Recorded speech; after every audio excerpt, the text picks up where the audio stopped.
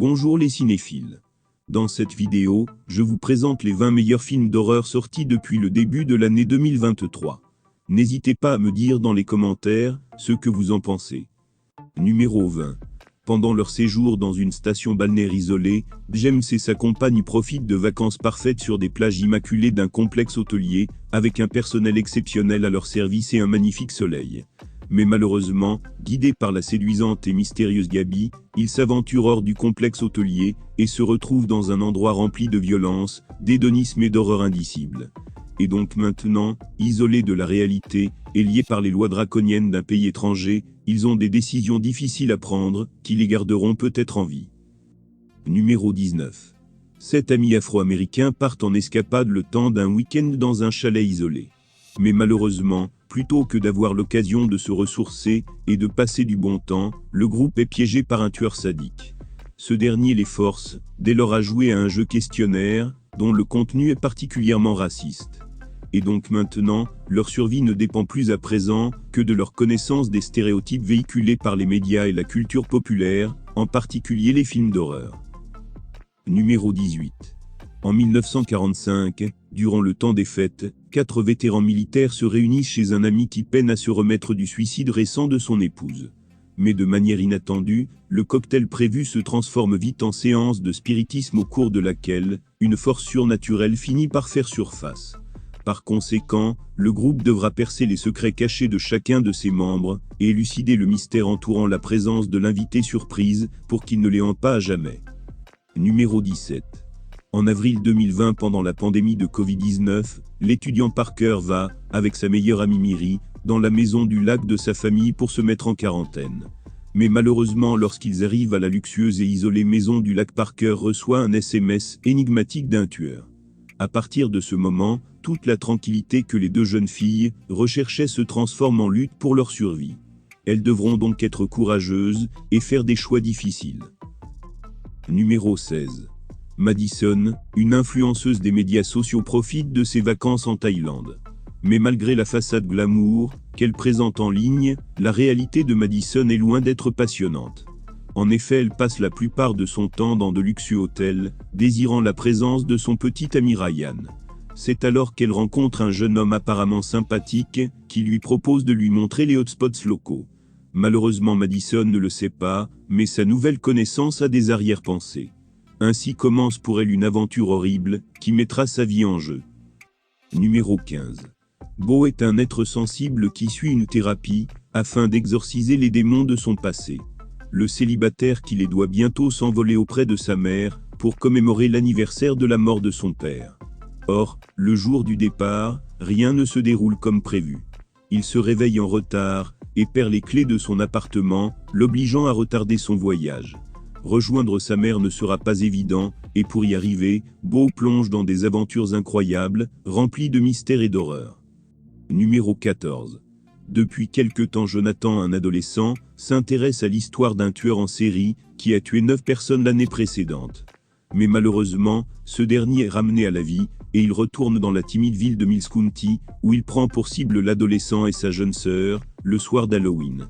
Et donc maintenant, pour survivre, Jonathan et sa sœur devront lutter jusqu'à la dernière minute. Numéro 13. Sadie, une jeune lycéenne, et sa petite sœur Sawyer sont encore sous le choc de la mort récente de leur mère.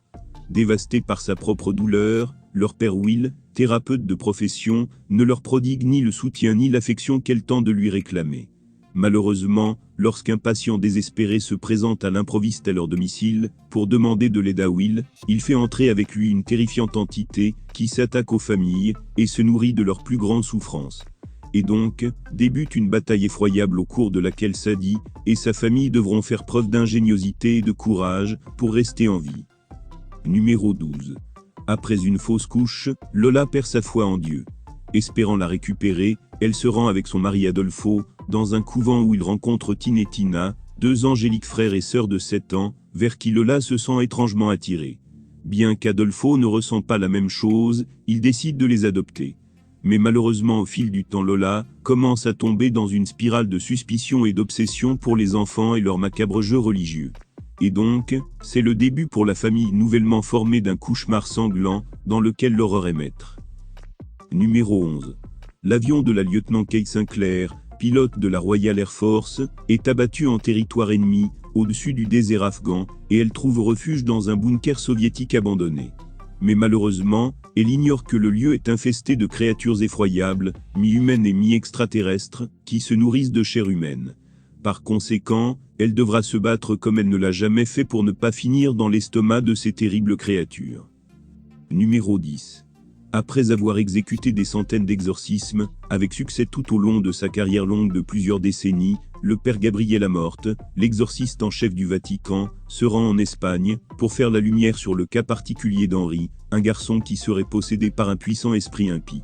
Mais malheureusement l'état de l'enfant se détériore, et donc le prêtre grisonnant s'associe à l'ecclésiastique local, le père Thomas Esquibel, pour chasser les légions démoniaques qui le possèdent. Cependant, cet exorcisme n'est que la pointe de l'iceberg, car ces investigations le mèneront à livrer une bataille bien plus importante contre les forces occultes. Numéro 9. Margaret et Ben partent en week-end avec leurs amis, Ellie et Thomas et leurs 2 jeunes enfants. Mais malheureusement pour eux, ils commencent par soupçonner qu'il se passe quelque chose de surnaturel, quand les enfants ont un comportement bizarre après avoir disparu dans la forêt pendant la nuit. Par conséquent, maintenant les 4 adultes sont à la merci des forces qui contrôlent les enfants et devront lutter pour ne pas mourir. Numéro 8. Alors qu'ils passent leurs vacances dans un chalet isolé en pleine nature, une jeune fille et ses parents sont pris en otage par 4 étrangers armés qui exigent d'eux un choix impossible afin d'éviter l'imminence de l'apocalypse.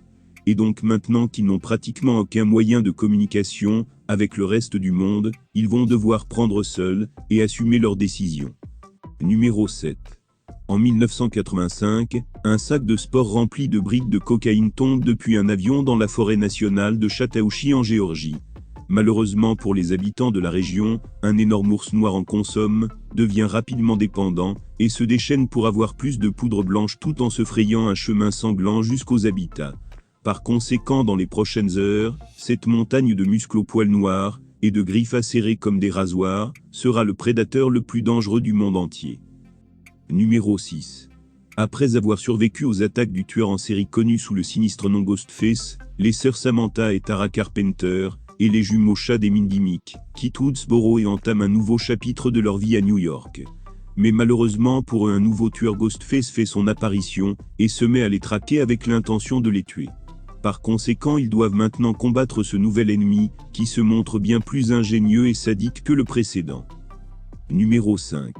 Renfield est l'assistant torturé du maître le plus narcissique qui ait jamais existé, Dracula. En effet, il est contraint par ce dernier de lui procurer des proies et de pourvoir à toutes ses requêtes, même les plus dégradantes. Mais après des siècles de servitude, il est enfin prêt à s'affranchir de l'ombre du prince des ténèbres, à la seule condition qu'il arrive à mettre un terme à la dépendance mutuelle qui les unit. Et donc pour y arriver, il se lance dans une lutte à mort contre ce mal rusé, infatigable et éternel qu'est Dracula. Numéro 4. Harry part en randonnée dans le nord-ouest du Pacifique avec sa fiancée Ruth pour passer un moment romantique. Mais malheureusement pour lui, ils sont rapidement confrontés à des événements inquiétants, car il a l'impression que des forces surnaturelles sont à l'œuvre dans la forêt et qu'elles contrôlent Ruth. Par conséquent, Harry se retrouve maintenant devant le défi de combattre ces forces afin de sauver sa compagne. Numéro 3. Alors que Bess n'a pas vu sa grande sœur Ellie depuis longtemps, elle vient lui rendre visite à Los Angeles où elle élève, seule, ses 3 enfants. Mais malheureusement leur retrouvaille tourne au cauchemar, quand il découvre un mystérieux livre, dans le sous-sol de l'immeuble, dont la lecture libère des démons qui prennent possession des vivants.